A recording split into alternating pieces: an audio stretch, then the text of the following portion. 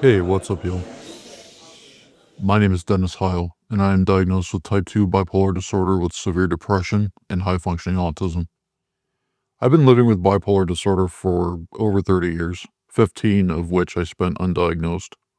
In 2009, I experienced a depressive psychotic break that led to my diagnosis of type 2 bipolar disorder.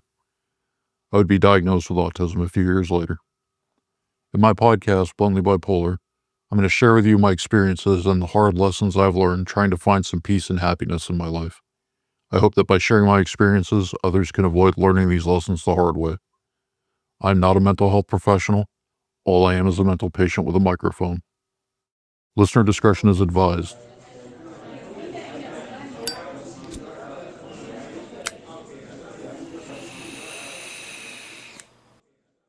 Anger played a pivotal role in feeding my bipolar disorder and depression, as well as complicating social and emotional matters through my high functioning autism.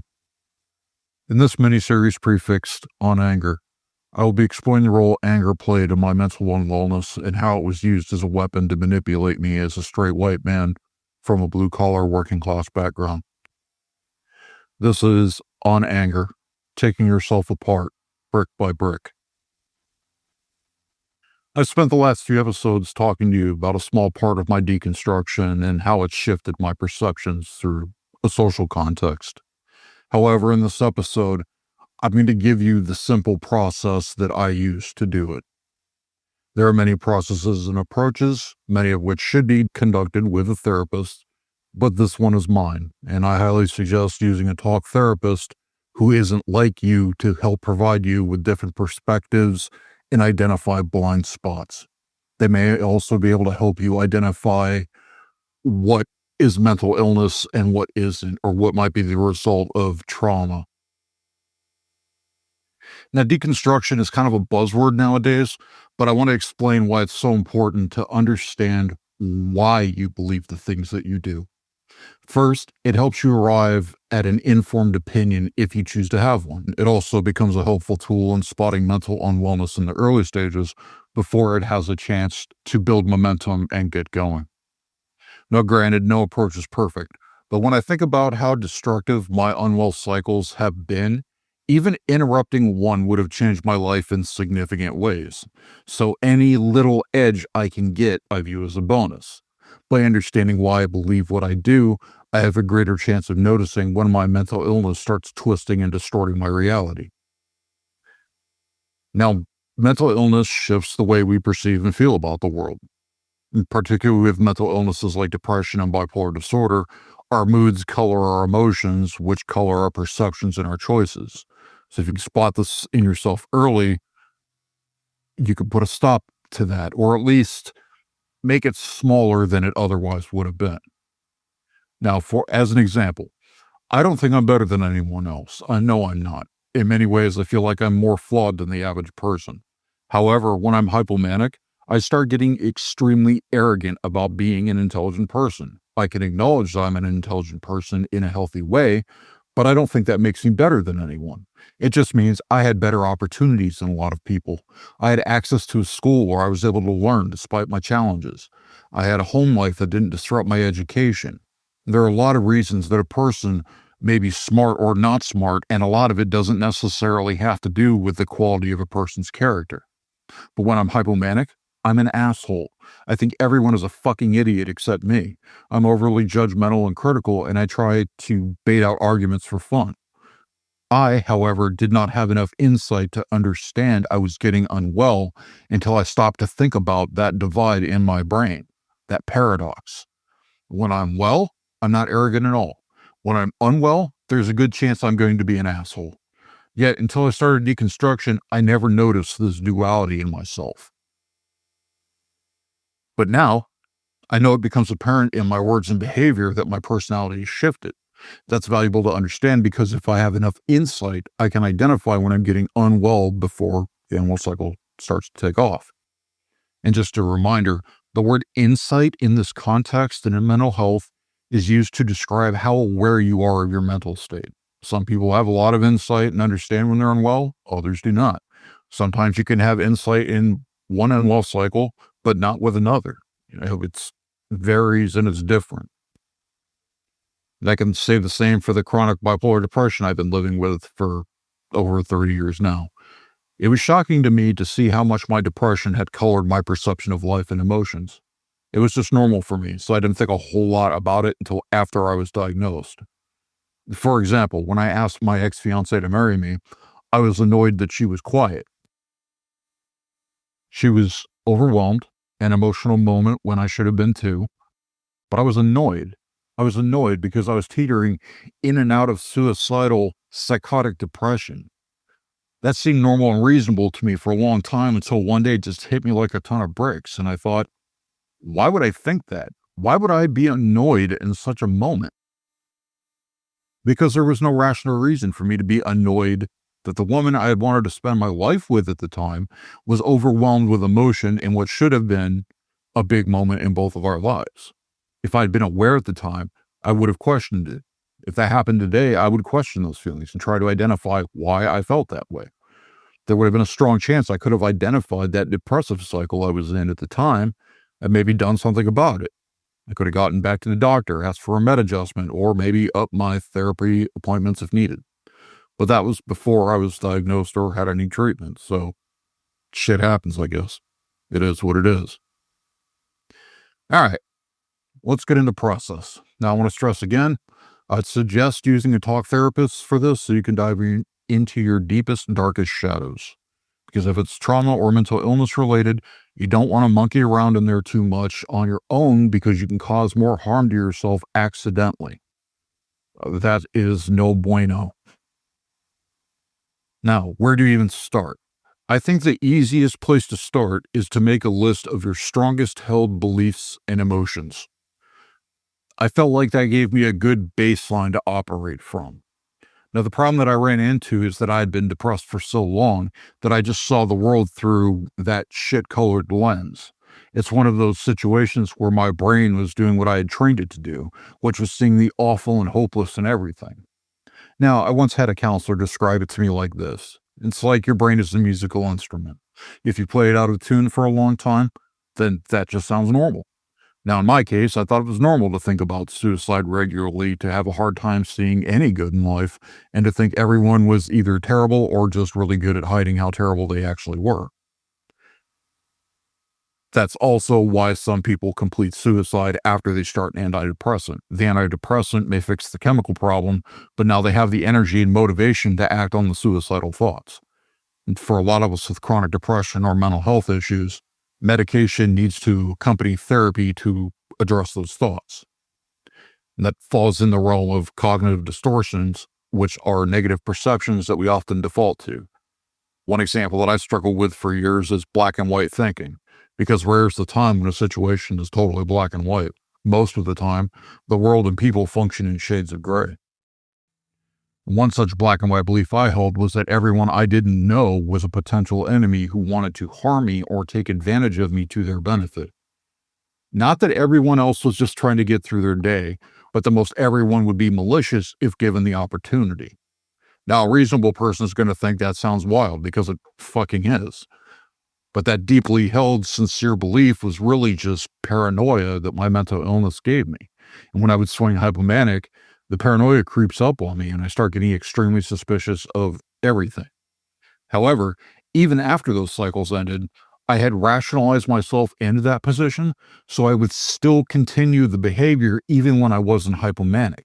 I still had the same suspicion and paranoia and wariness of other people. But instead of being openly hostile like I was when I was hypomanic, I would retreat inward. I would self isolate. I'd stay away from people I didn't know and sometimes from the ones I did. I would treat everyone with too much skepticism and suspicion because the reality is that most people are just trying to get through their day. Now, because I understand that about myself and where it comes from, I can use that as a signal that things might not be right. It's also something that the people I'm around can pretty easily pick up on too if I start asking strange questions.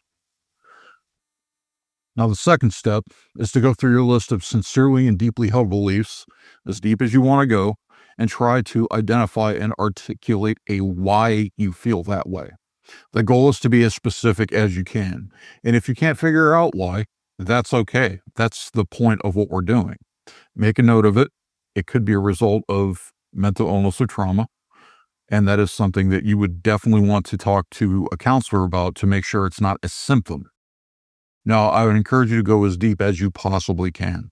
Shine a light in every shadow of your brain because that's where so much dysfunction lives. It's where the wreckage of this ongoing traumatic experience we call life winds up. And I understand that it's scary and it's very uncomfortable, but discomfort is just part of the price of improvement and healing. It's going to be uncomfortable and painful, and that's okay because staying aware of it doesn't make it any less a part of you. The difference is that once you're aware of what's there, you can do something about it instead of it affecting you without your consent or approval. Now, unraveling that thread of paranoia for me changed the way I related to and interacted with people in my day to day life. I became less defensive, less hostile, and I would even have casual conversations with people, which isn't really something I did for the first 30 years of my life. I wanted other people away from me because that was safe and I didn't have to worry about them. Then we move to step 3, and that is to look for opposing viewpoints to get a broader picture or alternative perspectives from a therapist or other academics or professionals or people who may have relevant life experience, with the understanding that you're only going to get one perspective there. It may not be a broad one. So the goal is not to persuade yourself whether you're right or wrong, and it's not necessarily to change your mind. Instead, it's to identify points that may cause you to ask questions. For me, it's a way to help me identify whether or not I know enough about a particular thing to have an informed opinion. What I found in many cases is that I didn't know nearly as much as I thought I did. And it's okay to not know things. It's okay to say, you know what? I've learned something new and I'm going to choose to grow from that. I'm going to give myself the grace and permission to be wrong, like the flawed human being that I am, and I'm going to make a different decision. I'm going to adopt a different belief. Now, in regard to mental health, flexibility is such an important thing because small details can dramatically change outcomes. For example, it's incredibly common for people with depression and anxiety or depression and ADHD to get misdiagnosed with bipolar disorder and vice versa. Why? Because there's a lot of symptom overlap. It's only in the details that the truth is revealed. Another great place to start unpacking is what you believe to be common sense. Now, personally, I don't believe in common sense because what is common to you may not be common to me and vice versa. Consider this. What if you grew up in a home where your parents screamed at each other, threw things, and abused each other when they fought? There are some people who go through that kind of situation and decide they never want to be that way. Then you have other people who go through that situation and continue the pattern because that's what they saw as normal in their family. But then society inadvertently reinforces these kinds of behaviors with statements like, every couple fights. Well, that depends. Fight is an unclear word. In that context, fight can mean a knockdown, drag out fight where it gets physical, cops get called, or it can mean a tense disagreement that leads to an argument, or it can just mean a disagreement.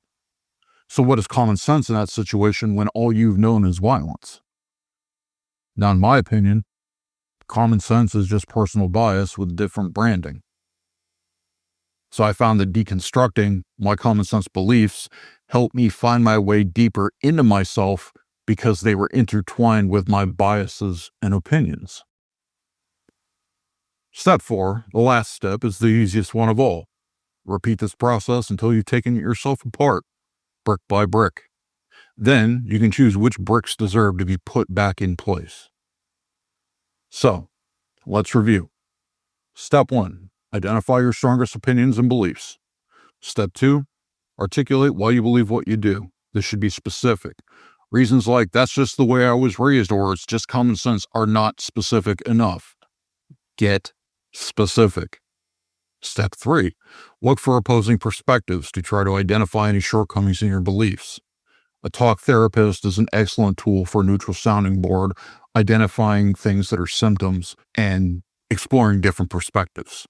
And step 4, repeat this process until you've taken yourself apart brick by brick. Once you do that, then you can choose which bricks deserve to go back into the structure.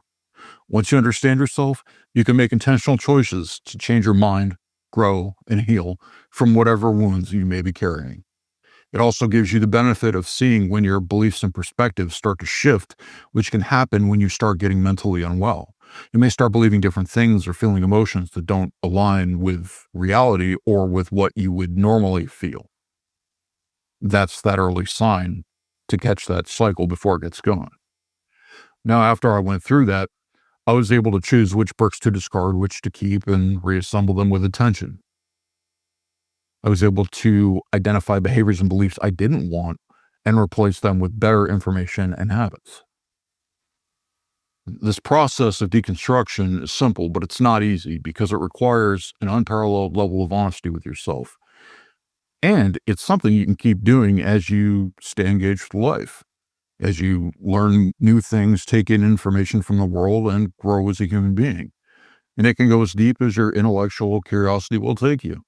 And it's a powerful foundation to stand on as you strive to be better, to be mentally healthier, to get what goes on in your head under control. Because you do have that power. Everyone does. You just have to commit to the work and do the work. Thank you for your time. Don't forget to follow or subscribe and share this with someone you think it might help. Take it easy, y'all.